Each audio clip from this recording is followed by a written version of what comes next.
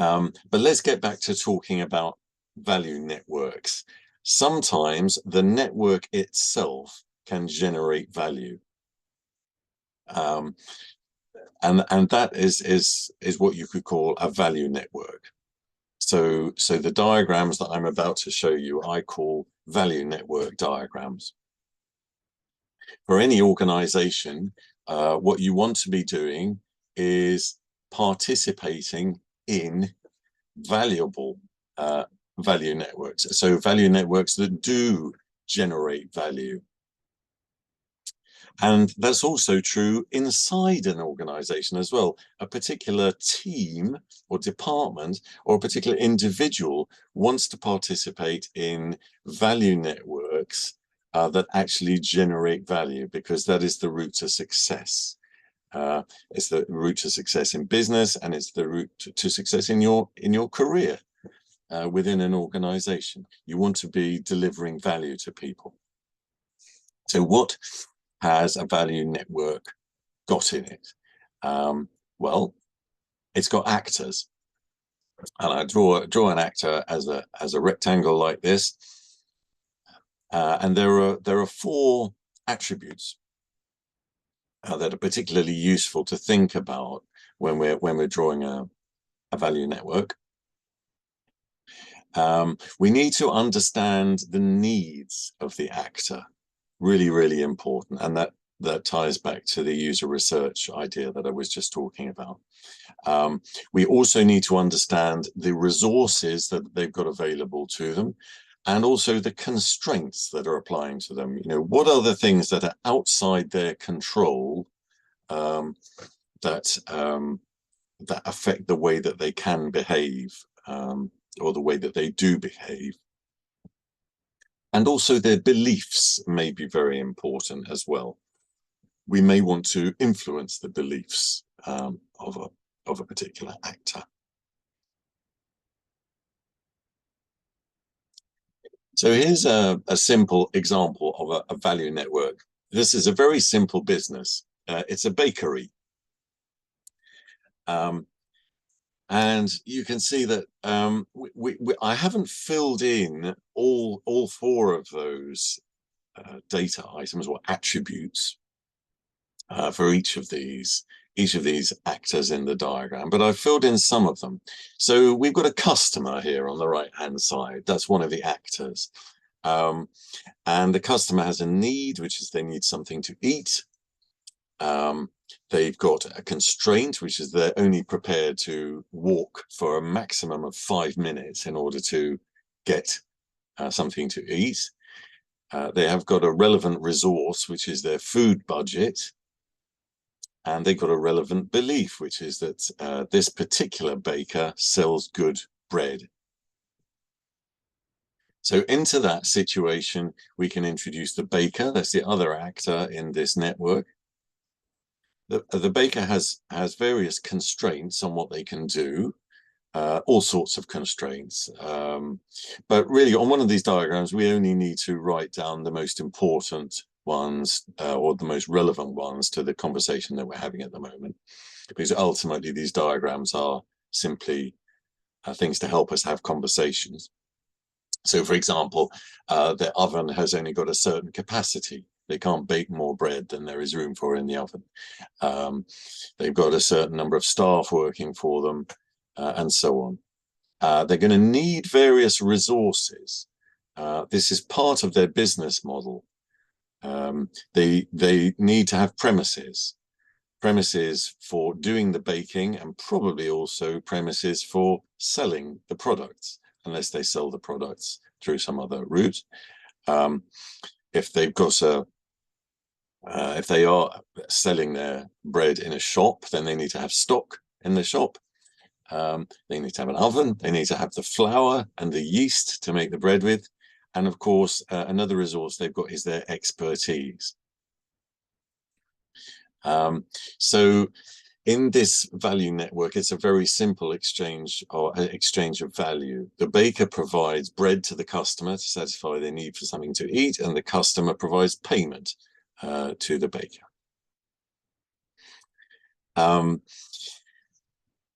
notice that when we put resources down, and actually often when we put constraints down on the diagram, that often implies that there's another actor involved in this network that we may or may not need to add into the diagram. So, for example, the baker has staff levels. Well, that implies that they have staff. So we could put the staff down on the diagram and see how they fit in. If they are using flour and yeast, they've got to buy the flour and yeast from somewhere. So again, that implies a supplier that we might need to put on the diagram. So this is about as simple as a value network can get, and it's a fairly straightforward one in systems terms and indeed in economic terms.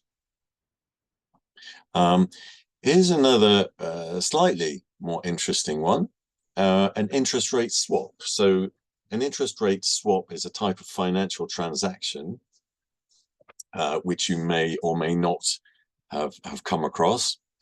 It's in practice is normally arranged by in an investment bank or some other capital markets participant like that. But it doesn't bring together a supplier and a customer in the way that we just saw. It brings together two organizations who could both be thought of as customers, but they've got different needs. These are both organizations who've borrowed some money from someone. One of them, the fixed rate payer on the left there, their constraint is they can only get floating rate funding. So they've borrowed some money at a rate which can change at some point, like most of us with our mortgages, for example.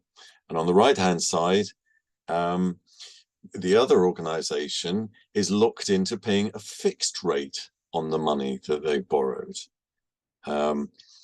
They've got access to fixed rate funding, but they don't like the interest rate that they're getting. So they've both got things that they don't like about their situation, or risks that they can perceive in the situation. So the organization on the left wants to avoid the risk of an interest rate increase because they believe that interest rates may rise, as they do keep doing at the moment, certainly in the United Kingdom. So the fact that those two organizations are in different circumstances, they've got different constraints, and they've got different resources and beliefs, means that there's a possibility to generate value just by bringing those two organizations together because they've got complementary needs. And that's what an interest rate swap is. So conceptually, in principle, the way that an interest rate swap works is that one party pays the interest for the other party. So the organization on the left becomes the fixed rate payer, as it says at the bottom, even though they are the person that's currently paying a floating rate for their loan, and vice versa with the organization on the right. So they take on responsibility for each other's payments, and they can be in different currencies from each other as well. So there is value being created simply by these two organizations entering into a transaction. And of course, in reality, the way that this works is that the transaction is arranged by a third party, which is the broker. So the broker is an intermediary. So we've got three actors in our network now, and the most interesting value network maps are the ones where there are three or more parties involved. So I've put the swap broker in orange there, so I'm thinking of them as being the principal actor in this network. So in this network, the principal actor is taking on the role of being an intermediary. And they can release the value in the situation because of the resources that they've got. So they are able to locate the other parties to the deal. They've got all the relevant technical, financial, legal expertise, etc., and they're connected in to the financial markets and everything else that's necessary. So they will be paid a fee or a margin by both of those participants, because both of those participants will be getting some value, and the swap broker will also be getting some value. And this type of intermediary-based model is very common. I mean, perhaps a more common example of this, or a more familiar example, would be an estate agent. An estate agent brings together people who want to sell their house with people who want to buy a house. And, you know, the details, the financial details of the arrangement can vary, but it's an arrangement that's beneficial to all three parties, including the agent themselves.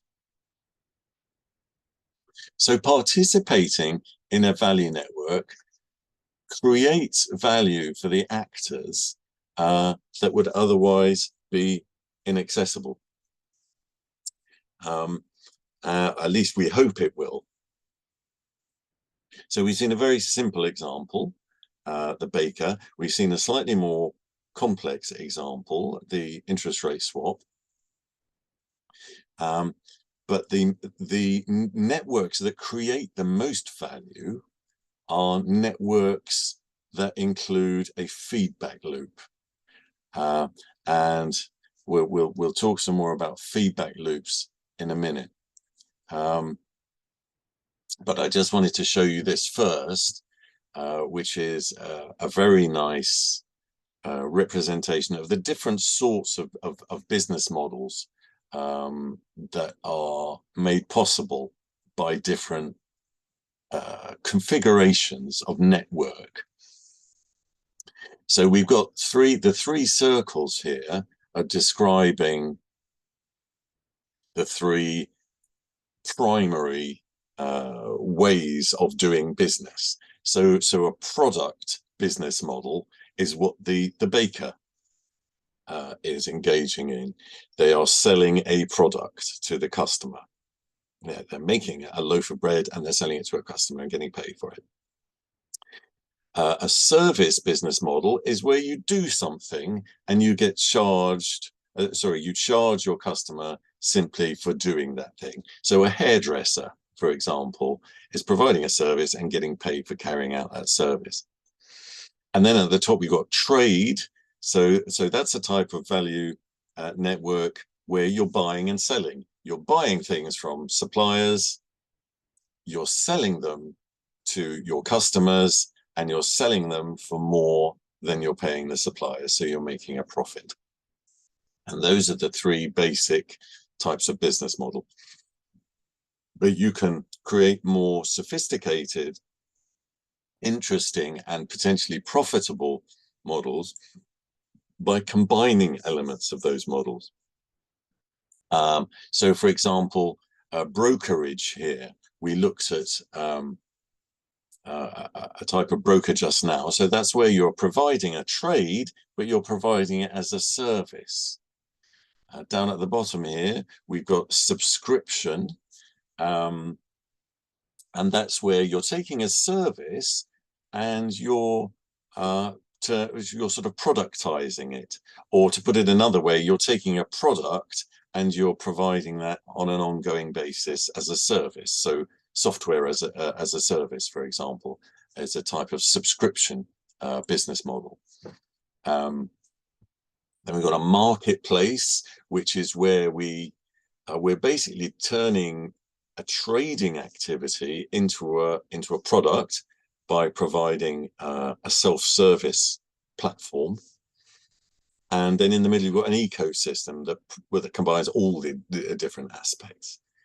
So if we think of a company like Amazon, for example, Amazon have evolved really to provide all those different models, and so do Apple and Microsoft and many other companies. So there's a lot to think about here. We could talk about this for a long time. But let's go back to talking about networks. So here's another type of value network map.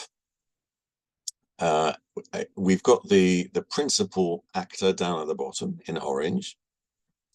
And it's a company that's providing a ride-hailing app. So something like Uber, for example. And the other participants in this network are drivers and what I've called travelers. So people who want to be driven from one place to another place. I've put the beliefs in those speech bubbles there.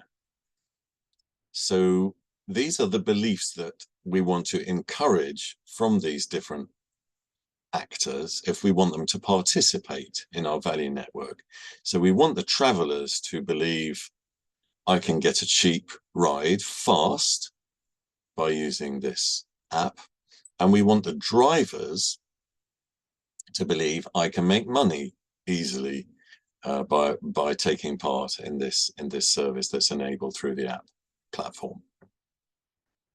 The business model is based on the idea that both of these classes of actor will participate. It's not going to work unless we've got travelers, and it's not going to work unless we've got drivers. We need both of them. And the more of them we have, the better. So another feature of this particular diagram that wasn't there in the previous ones is the idea of indicators. So all the other things that are written on these rectangles are indicators. You could think of them as being parameters. They're things that you can measure. They are variables, if you like. We've isolated some variables which allow us to understand the dynamics of this situation. And we've got sign-ups on the left there and orders on the right, and they've got a symbol next to them like an eye. And that's because those are the indicators that we are going to be keeping our eye on to see how well we're doing with our business. Is this working? So is the number of orders reaching the target that we've set, or is it going in the right direction? Is the number of sign-ups going in the right direction? So you can think of these as leading indicators to some extent. They describe what's happened, but they also describe what's going to happen. Because the more travelers and the more drivers you have, the more business you're going to do. But the absolutely key thing about this network, which was not present in the other networks, is that it contains a feedback loop. So a feedback loop in a system is where the output from the system goes back into the system. So the system amplifies its own output. And that's, why we call it feedback. If you go to a concert and the singer leaves the microphone pointing at the speaker, and you get that horrible screaming sound, that's feedback. And you can only stop that feedback by turning off the mic or by pointing it in a different direction. So we can see here the lines on the diagram are showing the influence that the different indicators have on the other indicators. So the more orders there are, the more low downtime the drivers will have. In other words, the less time the drivers will have sitting around not getting any customers. And the more low downtime there is, the lower prices the platform will be able to charge. And the lower the prices are, the more travelers will hear about this platform offering low prices, and the more they will be inclined to use it. And the more attractive the platform is to drivers, the more drivers will sign up. The more drivers that sign up, the more coverage, the more geographical coverage will be available, which means that when a traveler wants to hail a car to drive them, they won't have to wait very long. So it's a self-improving system. The more travelers there are, the more attractive it is to drivers. And because it's more attractive to drivers and they sign up, it becomes more attractive to travelers. So it's a virtuous cycle, if you like. And that's a positive feedback loop. So the configuration of the network, because of the way it's configured, it is actually creating value for everyone involved in the situation. Now, of course, there are all sorts of practical issues with operating a platform like this, which we won't go into today. It's the nature of that, the way that the network creates the value that I wanted to get across.